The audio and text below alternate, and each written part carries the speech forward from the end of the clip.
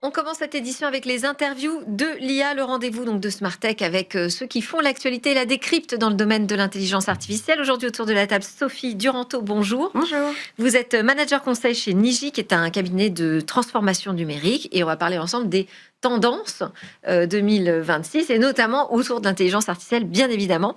Avec vous, Jérémy Angelier. Bonjour Jérémy. Bonjour. Vous êtes fondateur de Shake. On va démarrer évidemment avec Sophie, honneur Évidemment. aux femmes, place aux dames. On n'en Bien a pas sûr. toujours et ça c'est parfois une grande tristesse pour moi. Sophie, donc votre agence conseille les entreprises sur les grandes transformations numériques. J'imagine que c'est dans ce cadre que vous vous rendez chaque année sur le CES de Las Vegas.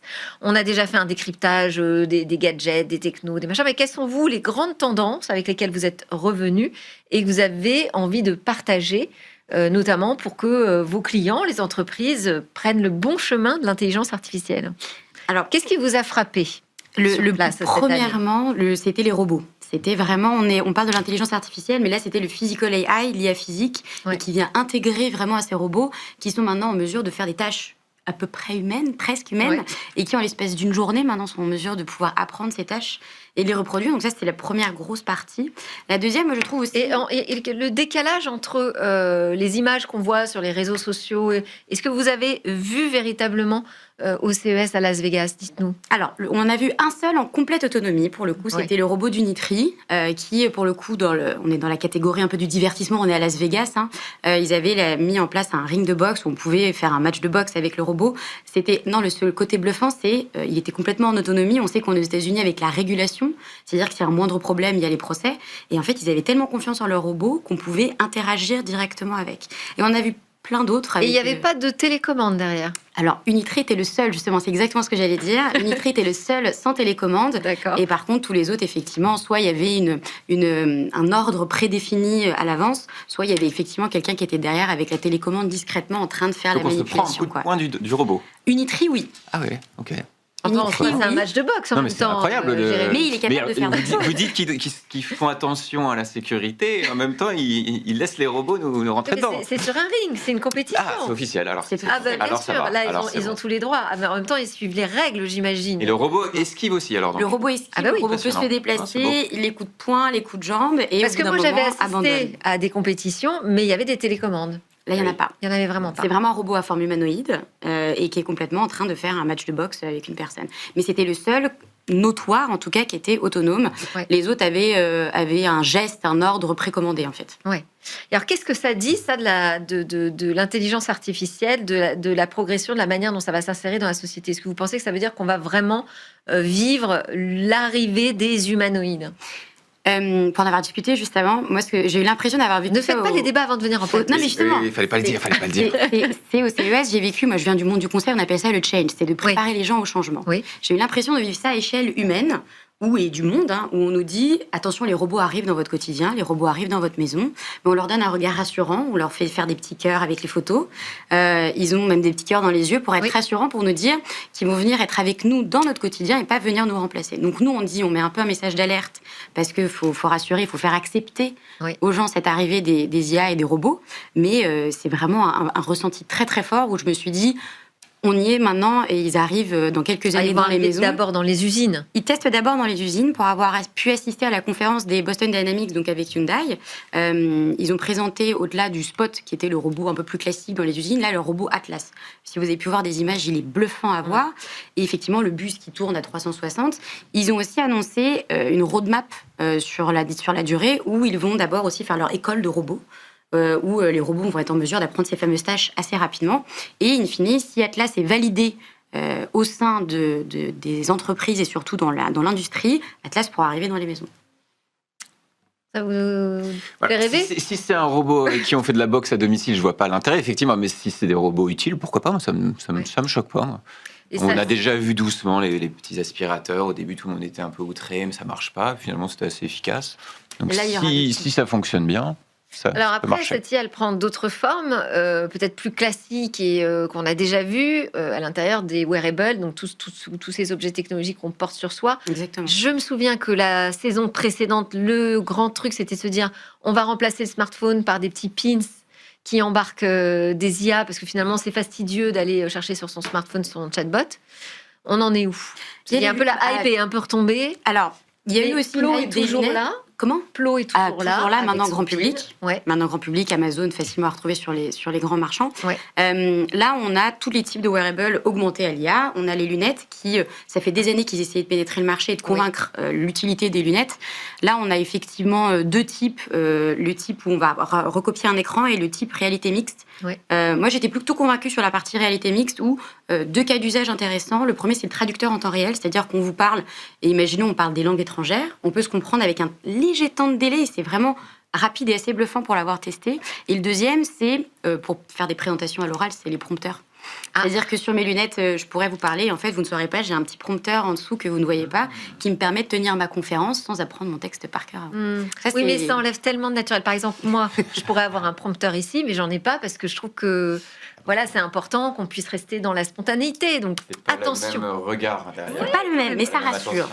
Autre tendance, une dernière tendance peut-être la santé, et qui prend un autre nom, qui maintenant, enfin je trouvais que c'était plutôt sur la longévité, c'est-à-dire qu'avant on parlait de la silver tech, maintenant le nom a changé, c'est la longévité, et ça s'adresse à tous les âges, c'est-à-dire qu'on va Qu'est-ce que ça change alors, oui? Ça change qu'on nous fait encore une fois adopter, toujours ce change, on nous fait adopter les objets qu'on va porter au quotidien pour vieillir plus longtemps, pour être en meilleure santé et de manière pas du tout anxiogène, se checker l'état de santé quotidiennement tout le temps, sur tous les pans, sur vraiment est-ce que mon rythme cardiaque est bon, mais même aussi quelle est ma fertilité, on a vu beaucoup de choses sur la fertilité, et sur comment améliorer la mobilité, la motricité quand on devient un peu plus âgé pour garder l'autonomie à la maison. Donc c'est vraiment sur tous les pans de la santé qui ont été pris.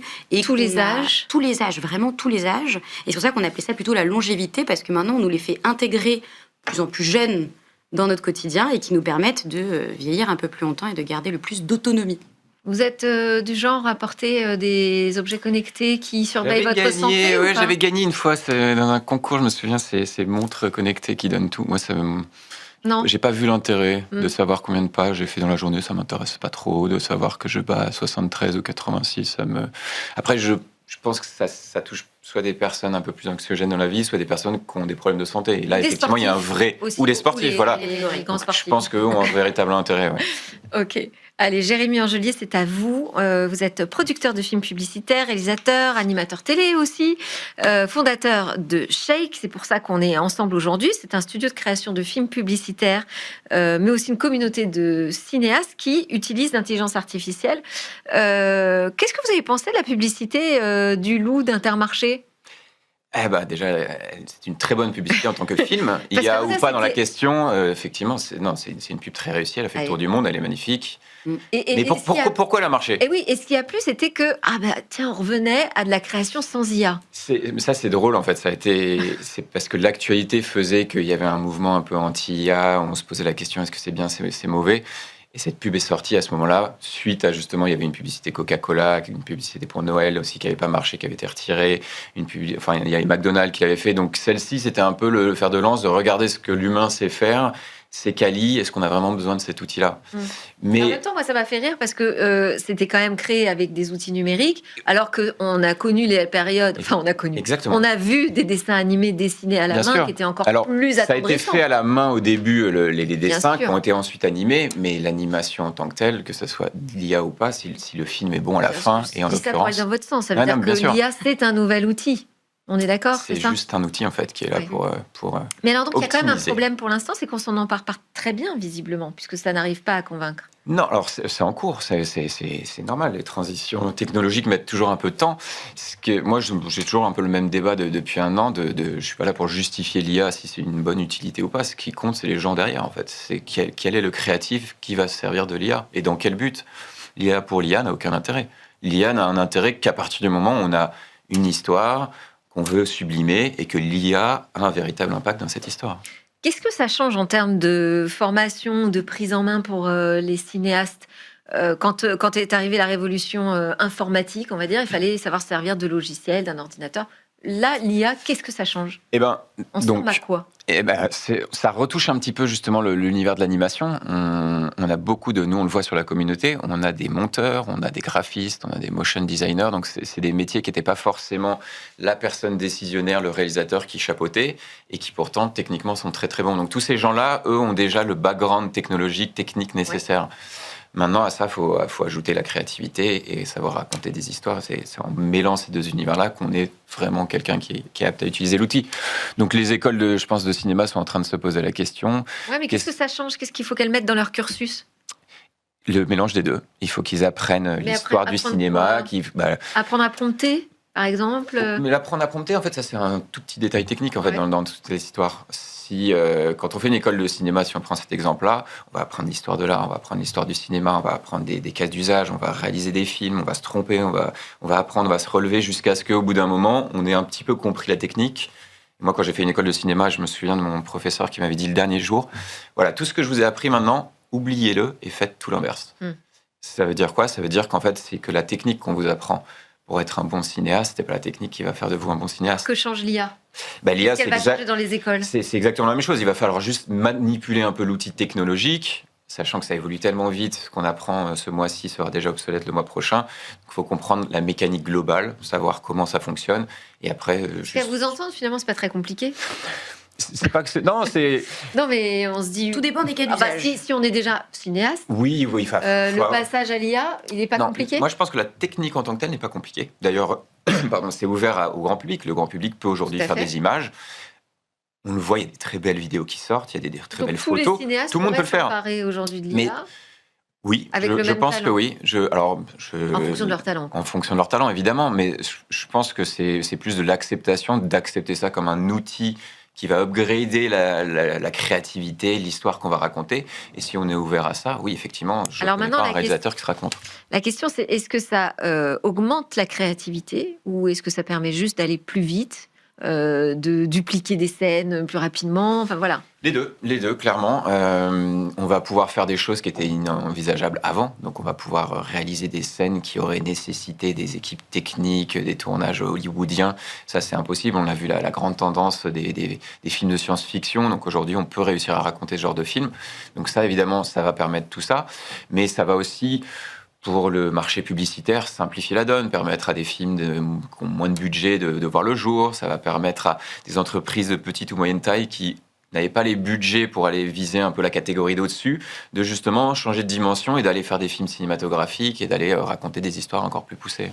Donc ça démocratise en fait l'accès aux films publicitaires, c'est ça que vous dites? Exactement, on a eu le téléphone portable. Le budget de combien à peu près? C'est à 50%? C'est très dur à dire parce que ça va dépendre de la qualité intrinsèque du film au final. Si on fait de l'IA juste basique, simple, on va pouvoir diviser par 5 facilement le coût. Maintenant, ça va pas être de la qualité. Si on rajoute à ça le vrai savoir-faire de l'écriture, les bruitages, la musique, l'habillage visuel, il y a 15 000 métiers qui vont s'ajouter à tout ça. Et là, on va revenir dans des standards budgétaires qui vont peut-être diviser par 2 maximum le budget. Vous connaissez un peu cet univers de la création par IA? Vous en avez parlé avant, mais sur le plateau pour en parler aussi. Oui, on a déjà tout fait le débat en fait tout à l'heure, on était d'accord. Moi j'aime bien, ça crée des rencontres. Parce que même nous, au sein de notre entreprise, on a toute une partie, un pan de direction artistique qui est justement sur les sites internet. On est plus sur l'environnement professionnel. Et justement, il y a toujours besoin un peu de cette créativité. Et justement, nous, ils ont créé des agents ou même des outils qui permettent d'accélérer certaines choses. Et on ne vient pas enlever la créativité humaine. On vient juste accélérer en fait certains penchants de toute cette création artistique qui va faire besoin sur les maquettes, sur différents visuels qu'on va pouvoir avoir, qu'on va pouvoir fournir un peu plus vite. Donc ça permet de dégager du temps pour d'autres choses. Oui, parce qu'il y a vraiment ce sujet de la créativité, quoi. Est-ce que cette IA elle apporte de la créativité ou pas? Et est-ce que les cinéastes sont à l'aise avec cette idée? C'est en train de bouger, les lignes. Si on regarde les statistiques, il y a 1 an, on était sur du 80-20. Les cinéastes étaient tous contre. Attention, c'est dangereux. Où est la créativité? Puis on a vu que l'outil technologique s'est amélioré, c'est de plus en plus réaliste, c'est de plus en plus qualitatif. On a commencé à se dire, tiens, c'est pas mal. Et puis doucement, par curiosité, certains ont basculé en testant. J'en fais partie de ces gens-là. Et moi, ça a été une révolution. J'ai fait un bond 20 ans en arrière dans ma créativité, justement, que j'avais un peu délaissé. J'étais rentré dans un business de production où je faisais des films, que je vendais, ça marchait bien. C'était devenu un rituel. Là, j'ai découvert un outil qui, d'un coup, m'a permis de faire des choses qui étaient inenvisageables. J'ai passé des nuits blanches à créer des films, j'ai fait des tours du monde de festivals, j'ai rencontré énormément de monde. Ça m'a ouvert le champ des possibles et ça, je l'ai découvert avec la communauté partout dans le monde. Il y avait des petites personnes comme moi dans tous les pays qui tout d'un coup se disaient tiens, ça c'est possible, ils se sont rejoints, on crée des collaborations et il y a tout un nouveau monde parallèle qui s'est créé et qui doucement se rattache au monde traditionnel pour que dans quelques mois on oublie le mot IA et on fera juste des films en fait. Ah oui, c'est ça, c'est que ça va complètement transparaître. Mais on aurait pu faire le loup d'Intermarché avec une IA avec autant d'émotions et une telle qualité. Oui, complètement. Alors, je dénigre pas du tout cette publicité, elle est très, très, très, très bien faite. Donc, c'est le pas le but. monde entier ado, sinon. Non, mais tout le monde je le dis très clairement. Et d'ailleurs, c'est dans les circuits des gens qui font de l'IA, tout le monde s'est posé cette fameuse question-là. Est-ce qu'on aurait pu faire ce film-là ? Évidemment qu'on aurait pu le faire. On aurait pu le faire pour clairement beaucoup moins d'argent aussi et beaucoup plus rapidement. Il a coûté de mémoire, je crois que ça a été 7 mois de travail, 3 millions de budget. Si on pense IA, le but, c'est pas d'économiser forcément du temps ou de l'argent, mais à qualité égale, on divise largement tout ça. Mais sur quelle partie on aurait pu gagner du temps ou de l'argent ? Alors, si l'enjeu, c'est de gagner de l'argent, effectivement, là, l'IA a l'intérêt. Non, mais en gardant la même qualité. En gardant la même qualité, surtout. Le dessin initial, je pense qu'il faut garder le créateur qui a créé le dessin initial. La partie animation en tant que telle, que ce soit de l'IA ou pas, ça ne changera rien. Parce que moi, j'ai vu des comparatifs des deux recréés par l'IA comme ça en démonstration. Je défie quiconque de voir la différence dans l'animation. Ah bon, parce que alors moi, après coup, j'ai vu qu'ils ont monté une opération où on pouvait se prendre en photo avec le loup. Ils ont retiré, je crois, parce que... Ouais. Et du coup, c'était une IA, donc évidemment, qui faisait le loup. Il n'était vraiment pas mignon de la même façon. Qui était l'humain derrière cette IA ? On en revient au même sujet. C'est le créatif derrière qui va agencer ça. Ça prend un certain talent aussi.